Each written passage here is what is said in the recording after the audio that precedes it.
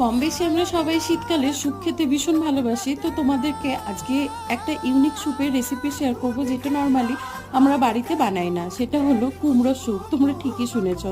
তো চলো রেসিপিটা দেখে নিই, খুবই ইজি।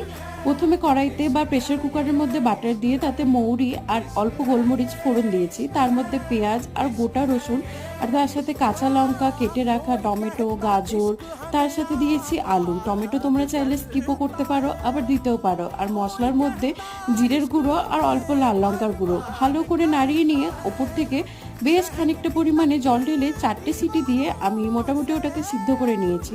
এবার সিদ্ধ করা তো হয়ে গেল, এরপরে মিক্সিতে স্ম্যাশ করে নিয়ে আমি স্ট্রেনারের মধ্যে এভাবে ছেঁকে নিয়েছি যাতে কোনো লাম্পস না থাকে। তারপরে কড়াইয়ের মধ্যে একটু ফুটিয়ে নিয়ে উপর থেকে চিজ দিয়ে দিলে একদম রেডি হয়ে যাবে কুমড়ো স্যুপ।